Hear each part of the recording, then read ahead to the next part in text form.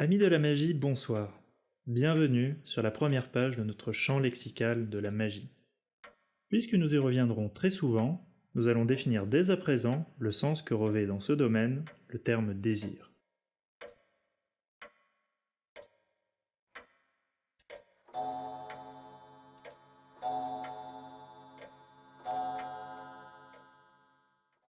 De façon spontanée, dès que l'on aborde ce thème, celui du manque revient nécessairement, au moins sous forme allusive.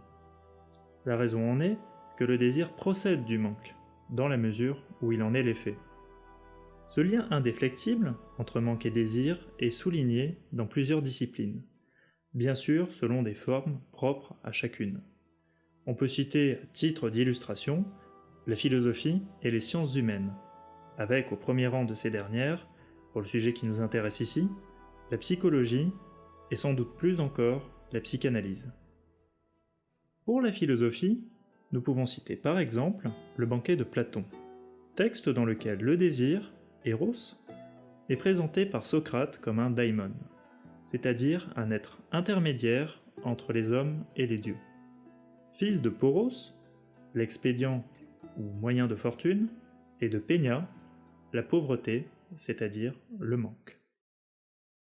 Dans le domaine psychanalytique, avec des auteurs aussi différents que Sigmund Freud, Carl Gustav Jung ou Wilhelm Reich, le désir apparaît comme ce qui impulse les actions humaines tout en s'affrontant à la censure issue de la morale. Mais où ai-je encore mis la magie dans tout ça, moi? Ah, la voilà. Si le philosophe allemand Fichte pouvait dire que la joie est l'affect de l'être, nous pouvons dire que le désir est l'affect du manque. C'est la raison pour laquelle il constitue la pierre angulaire de toute magie, quelle que soit l'orientation de celle-ci. Sans désir, il n'y a pas de magie. Pourquoi? La raison est simple à saisir. Le désir réagit au manque en évertuant la volonté, laquelle, à son tour, évertue l'énergie. Nous ne faisons rien d'autre en disant ceci qu'exposer le schéma sous-jacent à la pratique magique.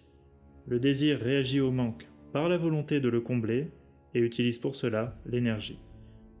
De la simple visualisation au rituel le plus complexe, en passant par l'enchantement, l'envoûtement ou encore la charge d'objets, la même logique se retrouve toujours à l'œuvre. Il n'est donc nullement exagéré d'affirmer à propos du désir qu'il est l'âme de la magie. Cela va sans dire, mais c'est encore mieux en le disant. Merci encore pour votre attention. Si le contenu de ce format vous plaît, n'hésitez pas à liker ainsi qu'à vous abonner. Si d'aventure vous désirez soutenir la chaîne, vous avez la possibilité de le faire sur l'une de ces plateformes. Vous pouvez également partager la vidéo, cela sera tout autant apprécié. Je vous retrouve d'ici la semaine prochaine, dans l'espace commentaire ou sur le Discord si vous avez l'envie d'approfondir le sujet. En complément, vous pouvez aussi consulter les titres que je vous propose à l'écran.